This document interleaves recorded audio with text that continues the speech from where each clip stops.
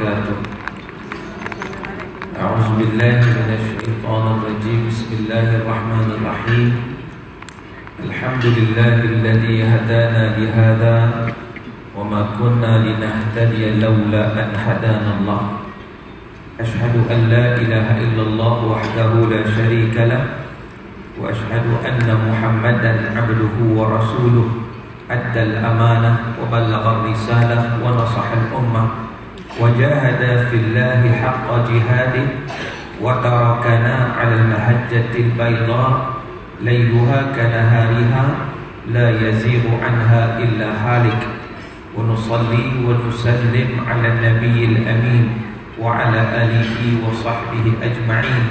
سبحانك لا علم لنا إلا ما علمتنا إنك أنت العليم الحكيم. رب اشرح لي صدري ويسر لي أمري واحلل عقدة من لساني يفقه قولي. أما بعد. Makasih kepada Tuan Pengerusi Majlis yang berbahagia, Datuk Zulkifli Rashid, Pengarah Jabatan Hadapan Agama Islam Pulau Pinang, yang berhormat Senator Dr. Sri Dr. Mujahid Yusof Rawah Ahli Dewan Negara, dan staf-staf Jabatan Agama Islam Pulau Pinang, dan para da'i, para du'at muslimin dan muslimat. Mudah-mudahan kita semua diberkati dan dirahmati oleh Allah Subhanahu wa taala. Kaif halikum hadal masa? Antum bikhair? Ta'bani? Ta'ban? Atau na'san? Ngantuk ha? Nampak seorang-seorang lali. Nanti kau tengok atas, tengok cahaya bangun dia kan. Jangan dia jatuh sudah. Bila kau mengantuk, saya pun mengantuk sebenarnya. Sebab saya baru sampai di Singapura, touchdown tadi dekat Penang, daripada Singapura terus ke Penang, terus main sini. Dua lali lagi lah. Sebab ada program di Singapura dengan Majlis Ulama Islam Singapura, MUIS, untuk berkaitan dengan halal, fiqh halal. Baik, jadi alhamdulillah kita dapat bertemu pada petang ini dalam multaqa du'at ini, multaqa da'i ini. Saya berdepan dengan semua pendakwah, sama ada di kalangan ustaz maupun ustazah. InsyaAllah ini merupakan kita kata kesinambungan daripada apa yang dilakukan oleh Rasulullah SAW. Itu meneruskan ajaran dakwah dengan syarat niat kita nak ikhlas kepada Allah Subhanahu wa taala, baru kita dapat pahala, kita rugi hidayah. Jadi tuan-tuan dan rahmat Allah tak sekalian, tajuk dakwah dan cabaran semasa. Kalau siapa nak tanya soalan, boleh hantar WhatsApp kat saya. Itu nombor saya. So siapa-siapa nak hantar soalan, saya buka WhatsApp. Boleh hantar soalan ke talian 019 314 1364. Boleh hantar soalan kalau nak tanya apa-apa. Sebab masa kita tak panjang. Kalau saya tengok dalam apa jadual ni, kita habis, saya punya surat habis 4.30. Saya punya prinsip start berubah tak apa, berhenti on time. So jangan risau lah. Kan? 4.30 dalam ni penutup. Jadi penutup lah. InsyaAllah jangan risau, tak lama. Cuma kita bertemu, kalau kita nak bincang panjang tak boleh lah petang ni. Kita cuma boleh bincang sikit-sikit apa yang boleh, dan kita dapat manfaat daripada tersebut. Tapi banyak manfaat yang saya sering ambil manfaat tentang peranan dakwah. Cuma saya nak fokus tu lah tentang tajuk ni, terus cepat sikit lah. Next. Ini renungan je lah. Dengan ilmu hidup menjadi mudah. Pendakwah kena ada ilmu. Mudah nak sampaikan. Kalau tak ada ilmu, itu masalah. Kan? Sebab sebagai contoh dah. Sebagai contoh, saya nak ambil contoh. Lah ni kan musim maulid kan. Aduh, walaupun dia kalau di Johor tu 3 bulan boleh. Start dari awal sampai seterusnya. Bila orang tanya kita lah, sebagai ustazah, Ustaz, sunnah Nabi tu apa Ustaz? Sunnah Nabi. Kadang kita jawab, oh sunnah Nabi ni bersugi. Oh sunnah Nabi ni simpan janggut. Oh sunnah Nabi ni makan 3 hari. Betul tak? Oh sunnah Nabi pakai jubah. Had tu kata-kata kita dengar. Termasuk Ustaz Sallallahu untuk bagi jawapan yang tu. Pasal apa? Sedangkan sunnah Nabi, betul lah itu sunnah Nabi, tapi sunnah Nabi pun ada ranking dia. Kenapa tak sebut sunnah Nabi yang wajib? Ilmu, talabul ilmi faridatun ala kulli muslim. Itu ya, sunnah yang wajib. Talabul halal faridah, cari yang halal itu wajib. Sallu kama ra'aitumuni usalli, solat sebagaimana kamu lihat aku solat, itu wajib. Contohnya, habaq sunnah wajib dulu, baru pergi sunat-sunat. Zilah. Contoh, ilmu dulu. Dengan seni hidup jadi indah. Betullah ni kadang-kadang dakwah pun dia masuk seni juga. Tapi seni ni, dia sikit ya, dia perasa je. Tapi kalau bubuh hatu jadi menu utama, kacau. Contoh ya, kita nak makan kari kepala ikan kan, kita buat perasaan lagi sedap buat apa? Dan cara boleh. Betul? Tanya orang lelaki, dia tak tahu orang orang buat ni. Buat cara boleh kan, bagi sedap kan, dia wangi kan, cara boleh. Tapi kalau lah itu perasaan kita buat sikit, kamu banyak mana. Tapi kalau nak kayuh tu penuh dengan daun cara boleh, dia nak makan apa? Jadi seni ni indah, tapi yang dia bukan menu utama. Dengan iman hidup menjadi terarah, ini penting tuan-tuan. Dalam dakwah kena ada iman.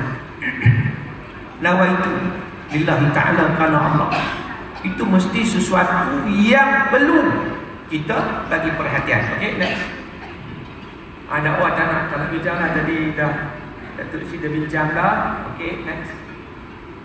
Ini pun sama lah juga. Next. Tapi cepat-cepat nak habis awal kan, cepatlah. Umat Islam, umat dakwah. Wal takum minkum ummah yad'una ila al-khair wa ya'muruna bil ma'ruf wa yanhauna 'anil munkar. Hendaklah ada di antara kamu satu puak yang menyuruh berdakwah kepada kebaikan, menyuruh kepada ma'ruf dan mencegah munkar. Ini merupakan arahan daripada Allah Subhanahu wa taala. Jadi kita melaksanakan dakwah ni dalam rangka kita melaksanakan apa yang Allah Ta'ala perintah. Kuntum khairu ummatin ukhrijat lin-nas ta'muruna bil ma'ruf wa tanhauna 'anil munkar wa tu'minuna billah. Ini juga dakwah. Sebab kita sebagai umat tu, sebab apa? Sebab ada ayat ni. Ta'muruna bil ma'ruf wa tanhauna 'anil munkar wa tu'minuna billah. Baik, satu persoalan ada orang tanya. Asyfa wa tu'minuna billah. Duk nombor 3. Allah Ta'ala kata mula apa? Ta'muruna bil ma'ruf, ajak buat baik, ma'ruf, wa tanhauna 'anil munkar, cegah munkar. Yang ketiga wa tu'minuna billah, yang ketiga beriman kepada Allah. Pasal apa beriman duk nombor 3? Pasal apa? Ini dibincang oleh para ulama. Sebab iman kita ni macam biji benih, tuan-tuan. Macam biji benih. Tadi tengok tu berjalan saya ambil apa? Kan? Tapi bukan nak nyanyi. Biasanya dalam ni orang nasi ni, dia macam biji benih. Tanam pokok. Okey. Kalau kita nak bagi elok, kita akan siram kan? Dia akan subur naik. Tapi kalau siram saja, kita tak berbagang kat dia, apa akan jadi? Kambing main makan. Jadi maknanya, siram saja pun tak jadi, berbagang saja pun tak jadi. Pokok iman kita tu nak subur, kita kena buat dua-dua. Kita siram dan juga kita berbagang kat dia. Dua benda. Barulah pokok iman tu nak subur elok. Inilah kerja dakwah tuan-tuan. Nak bagi iman tu subur. Kalau tidak, iman tak subur. Itu. Next. Cepat. Dalil hadis kan. Mar'a minkum munkaran falyughayyir bi yadihi. Siapa yang tengok mungkar. Tengok ni makna apa tuan-tuan? Tengok. Mesti tengok dengan mata lah. Mesti tengok dengan mata lah. Mar'a minkum munkaran falyughayyirhu bi yadihi. Siapa yang tengok kemungkaran, kena ubah dengan tangan. Wa illam yastati' fa bi lisanih, kalau tak mampu lidah. Wa illam yastati' fa bi qalbih, kalau tak mampu hati. Wa dzalika adhafu iman. Baik, saya nak tanya tuan-tuan, tengok ni mesti tengok dengan mata kan? Mesti tengok dengan mata kan? Iya ke tidak? Ada orang tu orang. Kita buat rancangan baru, bukan tanyalah ustaz, tanyalah jemaah, tanyalah penonton. Tu kan? Yes. Baik, tuan-tuan, sahabat-sahabat, saya nak sebut. Allah sebut dalam Quran, alam tara kaifa fa'ala rabbuka bi ashabil fil. Tidakkah kau tengok ya Muhammad bagaimana Allah memusnahkan tentera bergajah? Saya nak tanya, Nabi tengoklah? Nabi tengoklah Allah hancurkan tentera bergajah? Tapi pasal apa Allah Ta'ala kata tidakkah kau lihat ya Muhammad? Pasal apa? Sebab itu Syekh Sya'rawi dalam tafsir beliau yang terkenal, kita boleh rujuk Syekh Sya'rawi bagus. Kalau kita nak rujuk kitab tafsir yang kontemporari, yang dicerita benda-benda yang lebih mudah untuk faham. Dia kata bahawa kita faham bahawa tengok ini maksudkan itu adalah pengetahuan dengan pasti. Sebab orang timbul isu bab tak ada khalwat. Pasal apa dia boleh ketuk umur orang tu? Angkat tengok mungkar pun. Pasal apa duk sibuk-sibuk pergi mengitit-mengitit, nampak tak? Kita kata, lah aku tak nampak. Tak nampak nak jangan mungkar orang. Mana boleh berabat rumah orang pergi tengok? Tak boleh dia kata. Betul juga. Hadis kata siapa tengok mungkar, aku tak tengok. Jadi pasal apa aku nak pergi kacau rumah dia? Tuan-tuan, sebab tu maksud tengok bukan mesti sekadar tengok dengan mata. Nabi pun tak tengok, tapi Nabi tahu. Kita tahu dah ada berlakunya maksiat, kita tahu. Pasal apa? Nampak dua orang bukan marah masuk. So kita tahu, maka kita kena cegah. Tapi kalau kita tak tahu, contohnya di rumah dia buat apa, tu jangan lebih intip lah. Dia di rumah buat apa kan? Kita tak nampak apa-apa, kita tak tahu apa, saja Nabi tengok. Panjat tengoklah, mendak dia buat apa. Hadis tunggu. Hadis tunggu, hadis dia cari pesan. Islam tak ajak macam tu. Tapi bila kita tahu, kita nampak, walaupun kita tak nampak buatan maksiat itu depan mata kita, tapi kita tahu dia orang balik perempuan kan, dia orang balik berputih-putih arak contohnya, maka kena cegah kemungkaran. So kena faham maksud dia. Ini dakwah. Ini dakwah. Baik, cegah kemungkaran dia pelbagai sudut lah. Kalau pihak berkuasa, itu dakwah juga dengan kenakan hukuman. Dan kita lidah. Next. Okey. Rukun dakwah ni lah disebut tadi. Da'i, pendakwah, mad'u, sasaran dakwah, kemudian maudhu', isi perbincangan, hak kita nak sampaikan tu apa, kemudian apa, wasilah, kaedah, bentuk, cara mengajar, cara TikTok, cara macam-macam cara hari ni duk ada. Jadi ini asas-asas dalam dakwah, rukun dia. Jadi kita tahu bila kita nak dakwah, kita nak pada siapa mad'u kita, orang depan kita siapa. Kalau budak-budak duduk sekolah, kita tak ada cerita fakta kan? Kita kena cerita batu belah tangkup contohnya. Cerita ambil cerita apa pun. Cuma ustaz-ustazah dia boleh cerita ni, ambil cerita-cerita Nabi, cerita-cerita sahabat, dan cerita-cerita yang betul. Ni saya nak ingatkan untuk diri saya juga. Kita kena rajin sikit mentelaah. Sebab saya tengok kadang-kadang kita agent kepada bawa cerita palsu. Ini bahaya. Kita ajak budak-budak sampai lekat dalam kepala mereka sampai ketua. Dosanya kita dapat. Pasal apa? Pasal kita ajak benda yang salah. Sebab saya bagi contoh. Kita semua pernah dengar cerita ni. Selepas Nabi SAW wafat, Sayyidina Abu Bakar, dia nak hidupkan sunnah Nabi. Dia tanya anak dia, Sayyidatina Aisyah radhiyallahu anha, Aisyah, sunnah apa lagi ayah tak buat? Ayah nak ikut semua sunnah Nabi. Aisyah kata, ya ayah buat semua dah, satu lagi ayah tak buat. Apa dia? Nabi dulu kalau pergi pasar Madinah, ada seorang Yahudi, buta, miskin, pengemis, minta syurga, tapi hentam Nabi kau-kaunya, hentam Islam. Tapi Nabi kalau jumpa dia, Nabi akan ambil makanan, Nabi akan suap dia makan. Okey. Saya nak bakar pi cari cari. Jumpa. Yahudi buta, miskin, minta sedekah, tapi kutuk Islam kau. Tapi dia tak kata apa. Dia ambil makanan, dia ikut Nabi. Ambil makanan apa? Suap. Bila suap, Yahudi tu tanya, hang siapa? Who are you? Oh, dia tak jawab betul lah. Man anta? Hang siapa? Saya dah bakar kata, aku Hasyat hang belum ni ya? Kita mana? Walaupun mata aku tak nampak, tapi aku boleh beza.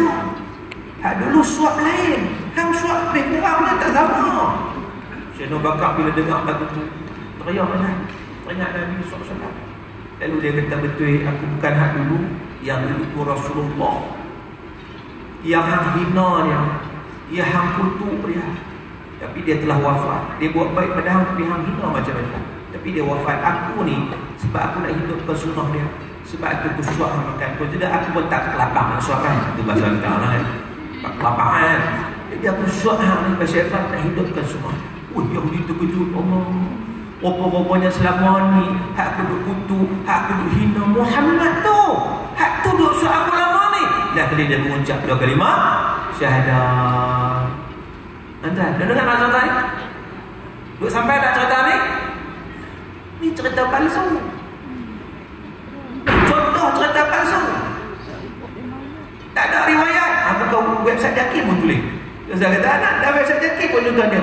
Bila orang tanya nama kita, tak ada sumber. Main mana tak tahu. La asla laha. Hadhihi al-qissah la asla laha.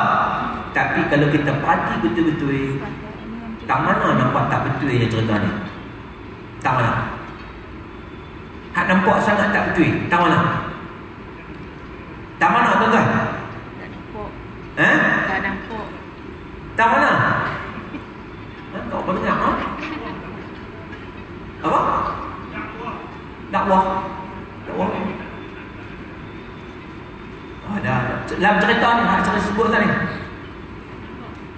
nampak jelas dalam cerita ni Sayyidina Bakar menipu. Hang siapa? Aku hak seorang sebelum ni ya. Tuan-tuan, Sayyidina Bakar ni as-siddiq. Dah ingat tu? Sayyidina Bakar as-siddiq. Tetapi dalam dia buat cerita, walaupun happy ending, maknanya last seronok Yahudi masuk Islam, tapi dalam cerita tu dibubuh Sayyidina Bakar, tuan. Seolah Sayyidina Bakar menipu. Sayyidina Bakar tak pernah menipu. Nampak tak? Kalau kita tengok, sebab tu kita cerita pun nak analisis juga. Jangan terus cerita sebab orang kita memang suruh cerita ya. Tapi cerita tu kena hak betul, hak benar. Tama-tama kalau kita sanak dekat Nabi, kalau bukan cerita Nabi tak apalah. Cerita tak apa tu tak apalah. Ni ada seorang tu pun jangan reka. Yang tu pun tak ada reka juga. Cerita pengajaran, tapi okeylah sikit daripada pergi bubuh dekat Nabi, cerita Nabi kan. Itu contoh lah. Baik, next. Apa lagi? Tujuan dakwah. Okay, next. Ini tak apalah, semua pakat tahu belakang dah. Masalah dakwah juga nak menghasilkan maqasid syariah yang 5 tu lah. Hifzuddin wa hifzu an-nafs wa hifzu al-aqli wa hifzu an-nasab wa hifzu al-mal. Ini kita bincang lah maqasid lah. Okay, next. Metode dakwah.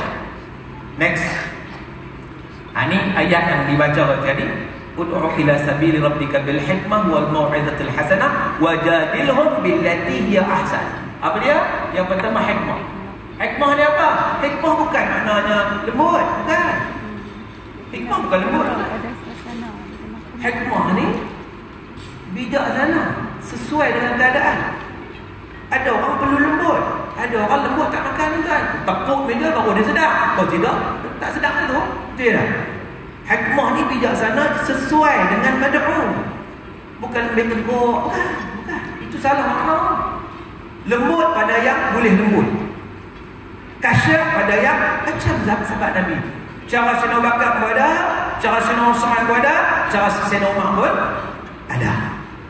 Adakah Sayyidina Abu Bakar berhikmah, Sayyidina Umar tak hikmah? Tak, masing-masing hikmah mengikut cara masing-masing. Kemudian nasihat yang baik, wal mau'izah hasanah, iaitu apa? Bahasa yang sesuai. Kita sebut elok lah nasihat ni. Tak boleh bertubuk depan-depan orang.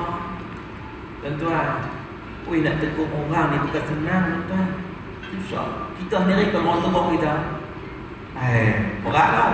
Kita tercabar kan. Orang tegur kita, awak ingat tak mengaji kan? Jadi kita cara tegur pun kena ada hikmah juga. Sebagai contoh je lah. Contoh, tak tahu lah ni pengalaman saya lah. Saya jumpa ada orang ni, dia azan tak betul. Allahu Akbar, Allahu Akbar. Semerah padi. Tapi bukan isu semerah padi. Isu dia apa? Dia memanjangkan macam mana ni? Lepas mayang subuh tu, saya tunggu biar orang habis. Tinggal dia seorang, saya pergi jumpa dia. Orang itu, tuan, ya, tuan tak ada tadi.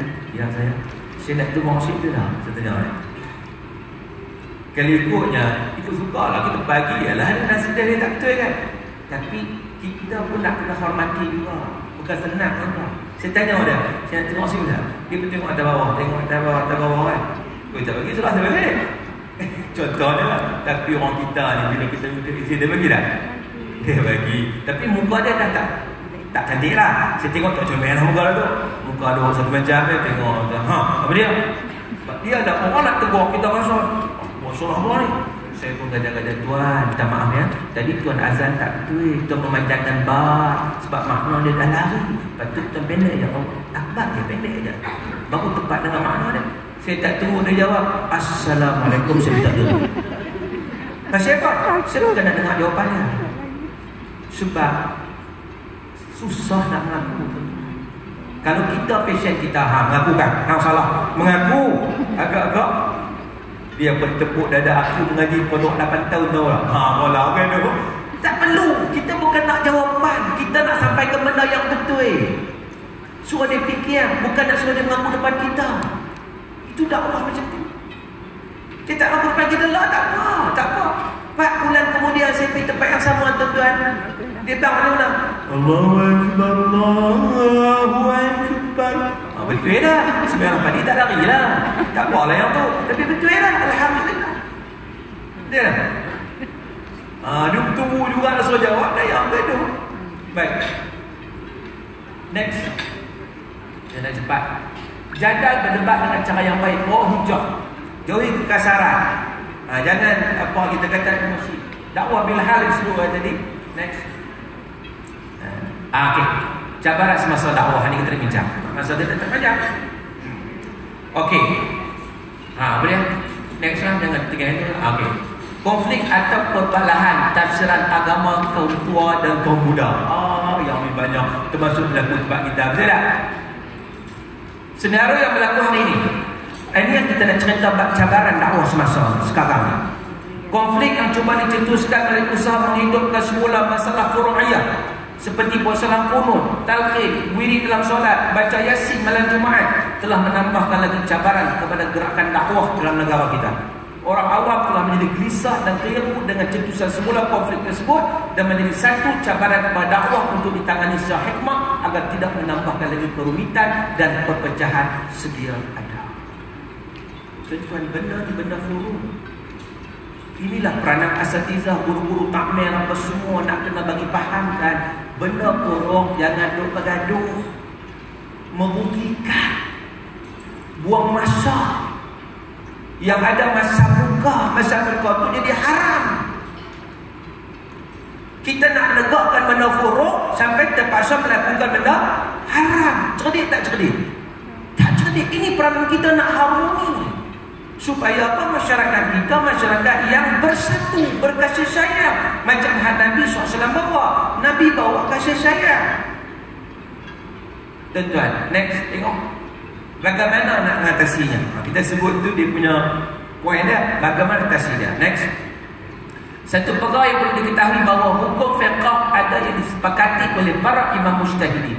Ada yang hanya disepakati di kalangan ulama-ulama mazhab. Ada yang berlaku khilaf di antara imam mujtahidin. Dan ada juga berlaku khilaf dalam kalangan ulama mazhab yang sama. Oleh demikian, kita hendaklah menerima kenyataan kerana khilaf dalam perkara ijtihad dan hukum yang berasaskan kepada dalil zanni, satu perkara yang tabi'i dan pasti akan berlaku. Pasti akan berlaku. Tuan-tuan, saya ambil contoh bab tahlil. Sampai hari ni tak selesai. Ada dua puak. Satu puak kata mana ada zaman Nabi tahlil. Puak kata mana kita dah buat lama dah. Puak saya kata mana dalil. Oh tu dia. Tak tahulah ni semua bid'ah belakang. Duk bergaduh dua belah pihak. Bila nak selesai. Okey, saya nak tanya. Orang yang tak buat tahlil tak apa? Tak apa? Tak apa. Kau wajib pun? Wajib lah. Orang nak buat tahlil tak apa tak? Tak apa. Pasal apa tak apa? Pasal tahlil ni Al-Quran. Memanglah tahlil tu bela Allah, tapi dia mula dengan apa? Mula dengan orang yang kulhu. Kulhu Allah, Al-Falaq, An-Nas, apa semua, awal surah Baqarah, akhir surah Baqarah, di akhir dengan la ilaha illallah. Mana baca Quran? Baca Quran hadiah hadis nanti. Itu maksud dia. Baca apa hadiah nanti? Oh, dia kata mana boleh baca? Benda furuk, benda dia kecil sangat. Khilaf di kalangan ulama. Oh, dia kata mana? Imam Syafi'i kata tak sampai pahala. Kita pun pening. Betul ke? Betul. Imam Syafi'i kata tak sampai. Tapi Imam Nawawi kata sampai. Imam Nawawi juga mazhab Syafi'i. Jumhur ulama dan mazhab Hanafi, mazhab Maliki, mazhab Ahmadi kata sampai. Sebab apa? Sebab dia benar-benar baik yang kita niat pada nanti. Contoh, umat ada khilaf, yes. Dalam mazhab Syafi'i sebenarnya ada khilaf. Imam Syafi'i kata tak sampai berdasarkan dalil wa alaysa lil insan illa ma sa'a. Mazhab Imam Nawawi kata sampai. So, mengambil mana? Benar ijtihad. Kalau orang kita dapat dia tak buat, tak apa, maybe dia tak apa, dia tak buat, tak ada masalah. Bukan dosa apa pun. Tiba ada orang nak buat, tak apa, dia ambil pandangan yang kata pahala sampai. Bukan dosa apa pun. Kenapa benda bergaduh? Tak ada. Nampak? Kita nak cuba harmonikan benda ni. Kau tidak sampai bila umat Islam ni terutamanya dah bergaduh lama dah. Benda-benda furuk lagu ni pun nak bergaduh. Sampai bila nak selesai? Kena bersatu. Kena faham isu dia. Kena ada ilmu. Kalau tidak ada jadi tu. Baik tu kena. Okay, next. Tengok sikit lagi. Ada beberapa ikhtilaf. Next. Setiap orang mesti membersihkan diri dia sebarang sentimen ta'assub mazhab macam bukan tuli kerana mazhab bukanlah sebagai faktor memecah belahkan Islam dan bukan sebagai agama yang menasahkan syariat Islam, bahkan yang merupakan sebagai aliran pentafsiran dan pemahaman syariat. Kalau beza mazhab sekalipun, kita pegang mazhab Syafi'i itu yang pertama. Kan? Dan kita orang yang tak pegang mazhab Syafi'i pun tak apa, kita raih dia, tapi dia kena raih lah orang mazhab Syafi'i. Itu saja, raih je. Dia mengaji di Pakistan, mengaji di Turki, dia mazhab Hanafi. Dia tak baca doa kunut tu lah. Dia semayang tak ada doa kunut, tak apa, tak salah. Kita jangan blame dia. Tapi kalau dia semayang jadi imam di kalangan mazhab ni, dia kena baca untuk hormat. Ini tu kena ada ilmu. Kan? Jadi maknanya kalau dia tak baca, tak apa. Sebab itu khilaf. Kan? Jangan ta'assub. Jangan fanatik. Kemudian tak boleh memaksa orang lain menerima pandangan kita dalam masalah khilafiyah. Jangan duk paksa orang terima pandangan kita dan kita pun jangan berzawat. Asalkan kita beramal atas apa yang kita mengaji. Dan la yunkarul mukhtalafi wa inma yunkarul al-mujma' alaih. Jangan dibantah satu hukum yang berlaku khilaf dengan fuqaha. Sesungguhnya yang perlu dibantah adalah perkara mungkar yang disepakati fuqaha di atas pengharaman. Itu hak mungkar banyak lagi tuan-tuan. Orang tak tuang aurat dengan jelek, orang terlibat dengan riba dengan jelek, orang terlibat dengan rasuah dengan jelek, orang tak sembahyang dengan jelek. Macam-macam ada. Hak ni jelek ni kita kena fokus hak ni. Hak ni hak khilaf-khilaf ni tak apa lah. Kan? Okay, next. Mesti beradab dengan ulama yang berbeza pandangan dan kita jangan celupa mulut melempar tuduhan kalimah bid'ah dalalah ke atas amalan khilaf. Habis itu lagi. Kalau khilaf jangan tuduh bid'ah sama tahu jangan main. Sedangkan benda tu khilaf 50 je sebab ramai orang. Kan? Jadi maknanya jangan mudah menuduh. Jadi kita kena ajar adab sebenarnya. Guru takmir ni juga dia kena fokus pada adab. Kita bukan setakat belajar ilmu. Saya ingat guru saya dulu Syekh Al-Marhum Dr. Walidul Ali rahimahullah. Kami mengaji hadis dengan dia, talaqi dengan dia. Talaqi Sunan At-Tirmizi, talaqi hadis Witan. Sebelum mengaji talaqi dengan dia, dia ajar dulu adab muta'allim. Adab orang untuk ilmu. Saya kadang-kadang selalu fikir apa tu. Loh, kita nak terus kepada topik kan. Adab ni baca sendiri ya. Dah. Dia ajar adab. Sekarang baru saya faham. Baru saya tahu rupanya ilmu dia tak memadai. Adab tu penting. Adab ni kita akan rasa kita sama, kan? Kita bukan nak gaduh orang, kita sayang semua orang. Kita bergaduh ni tak ada apa, tak ada kita benci. Islam tak ajak kita benci dengan orang. Islam ajak untuk kita sayang. Walaupun musuh kita, kita dengan sayang dia pasal kita ajak dia terima Islam contohnya. Jadi maknanya Islam tak ajak kita benci dengan orang. Islam ajak kita sayang. Nabi ketika mana dilontar oleh apa? Oleh penduduk Taif dengan batu sampai mengalir darah sampai kaki Nabi. Sampai malaikat tawarkan apa? Nak ambil bunuh ganang, bukit buka hampak bunuh Taif. Kalau kita terima, malaikat tawarkan. Kalau kita kecil dapat tangan biru di tangan 7 keturunan aku sumpah. Ya. Macam masa orang sumpah 7 keturunan. Apa dia keturunan? Anak, cucu, cicit, betul? Piut, betul? Piat, betul? Miat, betul? Oneng-oneng. 7 keturunan. Betul tak? Nabi buat apa? Tapi kata tak apalah kalau kata nak beriman, moga-moga yang keluar dan tulang sumbi mereka beriman. Nampak? Allahu Akbar. Rupanya mereka ni masa rumah kota Mekah akhirnya beriman tentang perintah ibadah tadi. Subhanallah. Kan? Nampak? Jadi pendakwah ni nak kena banyak membaca sirah Nabi. Ambil sifat-sifat dia. Memang kita bukan Nabi, tapi kita nak ambil sifat yang ditunjukkan oleh Rasulullah SAW. Sebagai seorang pendakwah, guru atau imam, hendaklah bijak dalam menangani masalah khilafah. Kita kena bijak. Amat bodoh kalau seorang pendakwah membangkitkan perkara yang remeh-temeh dan khilafah dalam ceramah-ceramahnya, kerana ini boleh menimbulkan perpecahan dalam masyarakat dan tuduh-menuduh antara satu sama lain. Bahasa kasar itu bodoh lah kata. Kan? Kalau kita saja bertimbul masalah khilafah tu sampai terjadi bergaduh, mana bodohlah ceramah tu. Bodohlah dai. Dia kata buat kasih saya, dia terbalik dia pergi bawa nak pergi laga-lagakan orang lagi. Sedangkan itu masalah khilaf saja. Next. Baik. Next. Sebagai seorang pendakwah, cepat masa berlalu. Sebagai seorang pendakwah, kita perlu memfokuskan syarahan dan pengajaran kepada persoalan pokok yang perlu kita berganding bahu dan membangun atau meruntuhnya, seperti mana yang diungkapkan oleh Syekh Abdul Rashid Ridha. Nata'awan fi ma ittafaqna alaihi wa ya'dhuru ba'duna ba'dhan fi ma ikhtalafna fi. Pegang ini. Kita saling membantu dalam menegakkan perkara yang disepakati, saling tolak ansur dalam perkara yang kita khilaf.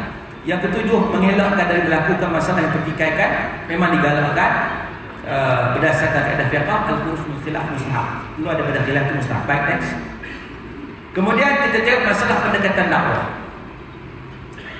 Seterusnya, kebolehan pendakwah mengakomodirasi antara fiqh syar'i dengan fiqh waqi'. Disebut dia tadi sikit tentang bagaimana kita bukan kita tahu saja fiqh dari sudut syarak hukum, tapi waqi' kena tahu macam saya sebut tadi. Fiqh waqi'. Kan? Waqi' tu bagaimana? Tak ada lihat. Jangan tahu hukum syarak saja tapi waqi' tak tahu. Sebab pendekatan dakwah ni dia ada sendiri dia. Dia lihat bagaimana masyarakat itu. Kecuali lah benda prinsip tidak tak kacau. Hari kita cerita ni benda-benda yang boleh ubah ni, benda-benda yang furuk. Okey. Next.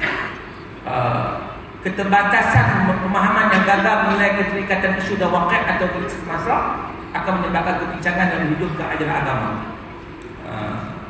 Sebagai contoh dululah masa pandemik kan. Orang buat apa?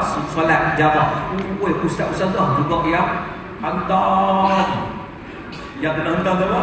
Pergi masjid. Dia buat pening kepala. Kan? Jabatan agama bagi arahan dia ikut. Tiba-tiba ni. Kalau orang awam hentam tak boleh lagi. Usaha-usaha hentam ni apa ni? Nabi tak nak hajak macam ni. Hang tahu ke? Wakil sekarang macam mana? Hang tahu ke kaedah la dharar wala dhirar? La dharar wala dhirar. Contohnya benda tu dibincang dah. Kita fikir seorang, mungkin kita dapat satu sudut. Bila fikir ramai-ramai, pelbagai sudut dan diambil keputusan. Kita sebagai pendakwa, kita nak kena implement saja apa yang diturunkan pada kita daripada fatwa contohnya, daripada agama contohnya. Sebab dia fikir ramai dah, kita fikir seorang. Jadi ijtihad tuan. Kan? Berapa ramai mana tak boleh terima. Sebab apa? Sebab dia tak faham fiqh waqi'. Next. Pendakwah dan para dai mesti disekat sebagai pendakwah, bukannya penghukum. Ini satu lagi. Nahnu du'atul la. Kita bukan nak hukum orang, kita nak ajar orang. Saya sebut tak kenal kadang-kadang. Minta maaf cakap. Yang saya pernah tengok ada kadang khatib naik Jumaat. Kawan orang main lambat.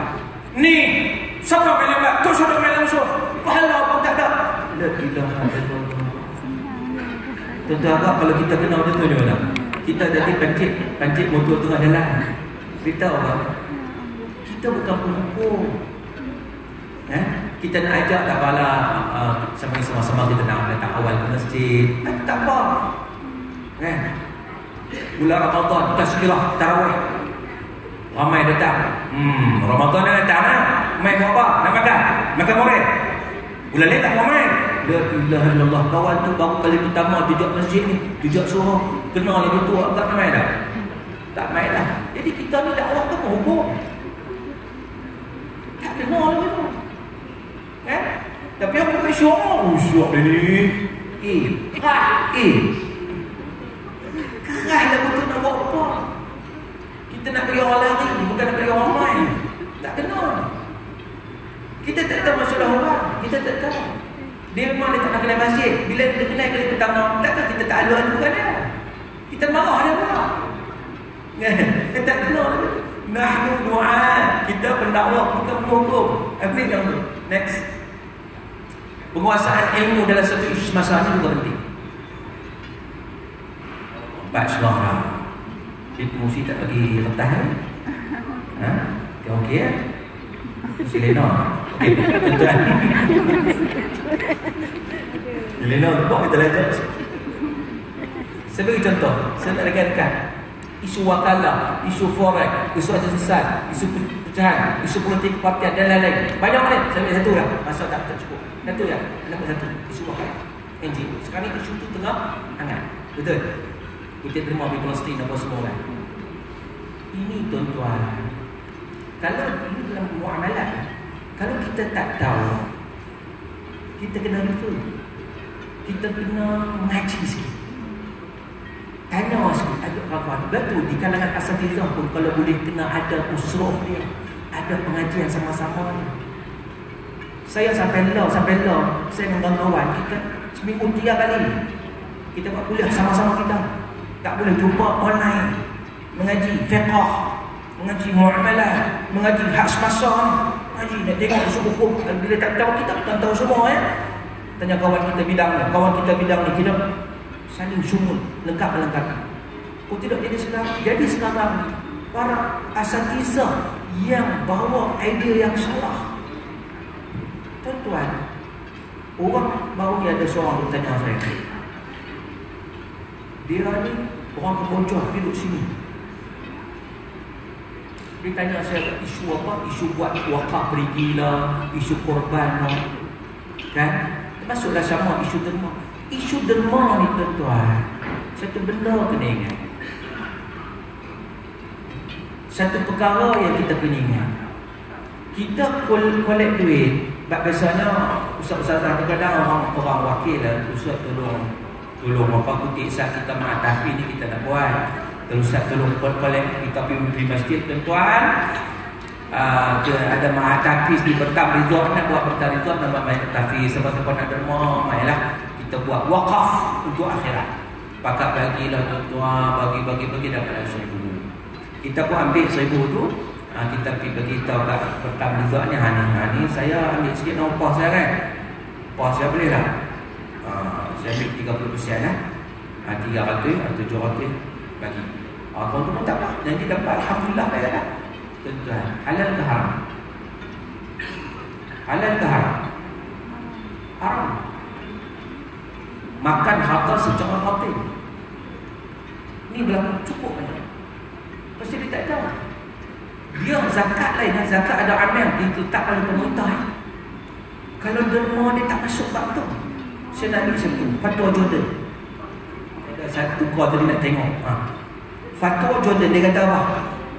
Fa idza arada an ya'khudha min as-sadaqat fa alayhi an yasta'din al-mutabarri'in bidzalik fa in lam yaf'al faqad khana al-amanah. Tahu makna kan? Tak ada terjemah kan? Tak terjemah kan? Dia kata apa? Kalau dia nak ambil bahagian daripada sedekah tu, orang sedekah, dia nak ambil, dia kena minta izin daripada penderma tadi. Kalau dia tak minta izin, maka dia telah melakukan pengkhianatan terhadap amanah. Kita kena ingat, hari banyak berlaku. Kita kutip derma untuk Palestin, betul. Tak ada masalah nak kutip derma. Sebab kita memang nak bagi sokongan pada Palestin. Kita ni, takkan kutip saja. Kita usaha kita nak ambil lah sikit. Boleh, kena harap. Kena harap. Tuan-tuan, saya ambil 20% daripada sini. Kalau tak abang, haram ambil. Sebab tu wakalah ni dia ada konsepnya. Wakalah dengan upah, wakalah tanpa upah, ada perbincangannya. Hari ni masalahnya, ada pelopori benda ni, ustaz juga, ustazah juga. Yang nak bawa benda ni, ada kolek, dia kata boleh, kita bawa belah kakak boleh tak? Kita lihat, weh, aku suka ya. Allahuakbar. Ini satu masalah yang sangat-sangat besar. Sebab apa? Sebab ini. Sebab itu. Bukan maknanya kita ustaz-ustazah kita tak payah mengaji dah. Kita kena mengaji lagi. Nak buat sesuatu, mesti tengok balik hukum hakam dia. Satu persatu. Kalau tidak jadi fitnah. Fitnah tu kita bawa. Kita melakukan pengkhianatan dan fitnah lagi. Orang ikut kita lagi. Lagi dahsyat. Lagi dahsyat tuan. Contoh, kalau ustaz-ustazah kan, ada orang kita tegur, kamu nampak macam tabarus. Aku lagu tak tabarus. Tapi ustazah tu okey je buat. Nampak? Kita buat tak sama dengan orang lain buat. Orang lain buat siapa nak ikut dia? Dia dosa-dosa dia ada. Tapi bila kita buat, dosa dia lagi orang lagi berapa kali ganda. Nampak? Mesti dekat bila lagi. Akan tidur tadi. Baik, tuan-tuan dan rahmat Allah Ta'ala sekalian.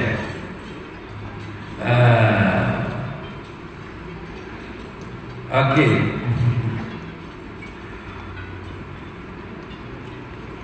Masalah tahlil cantik, bagus, masuk sikit bab akad nikah artis baru ni di Berlin. Ini bulan-bulan. Memanglah dia sebenarnya dari sudut pandangan ulama tu khilaf bab tu. Cuma Berlin dia tak guna mazhab Syafi'i sana. Mazhab Syafi'i memang dalam kitab fiqh manhaji disebut, kena sebut qabil nikahaha. Tetapi mazhab-mazhab yang lain ada sebahagian Syafi'i pun ada yang menyatakan bila disebut qabil tu sudah memadai. Aku terima sudah memadai. Saya nampak bahawa ialah kadang-kadang benda ni khilaf.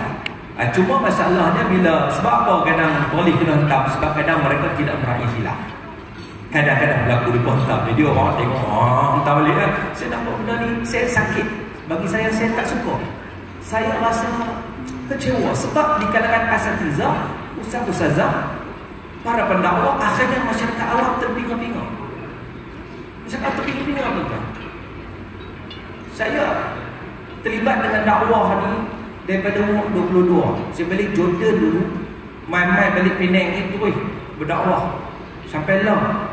Jadi jumpa macam-macam dan saya nampak benda ni tak dapat manfaat. Ada bergaduh ni, tambah-tambah kalau usap-usap gaduh pula. Saya nampak satu hari saya mengharapkan supaya perempuan yang Penang ni kita dapat mengetepikan benda khilafiah tu, kita dapat guna kaedah tadi. Kita bersatu atas benda kita sepakat, ada tak sepakat, kita sama-sama ya'zuru ba'duna ba'dah. Saling hormat menghormati. Jangan bergaduh, terutama di media sosial. Bila kita mengaduh di media sosial, lepas jadi tuan-tuan, ada bawah fitnah makin besar akan berlaku. Baik, tuan-tuan dan rahmat Allah Ta'ala sekalian,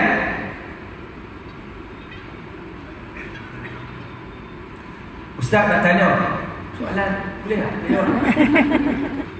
Satu lagi je. Okey, dia bagi warning, saya kena ikut lah. Kalau seorang ustaz mengajak bahawa pahaman menolak khilafiyah seperti menolak tadi dan lain-lain menyebab kekeliruan, apa perlu buat dengan guru ni? Perlukan disekat supaya tidak bermasalah. Baik, pertama kita panggil dia dulu. Dia kaedah dia lah. Kadang-kadang dia pun tak tahu. Kita panggil dia, tanya pasal buat lagu ni, didik, bagi penerangan pada dia. Ustaz, jangan dia buat lagu tu dah, sebab ini masalah khilafiyah contoh. Tapi kalau dia bantah juga, barulah tak boleh kan, bantah juga. Tapi kalau dia kata, minta maaf saya terlajak, saya pun tak perasan, ataupun saya pun keliru, berhenti dia, berhenti dia, kan? Jadi maknanya insyaAllah. Yang pentingnya persiapan dan persediaan sebelum mengajar tu. Itu penting juga. Dia kadang-kadang pakai ceramah tu ya, macam dia ubat, dia ceramah, kita rasa nak ceramah. Tidak. Orang dia ubat, dia ceramah lagi susah. Dia goreng apa, tapi apa pun tak ada. Yang penting ilmu tu penting. Lepas tu kena membaca.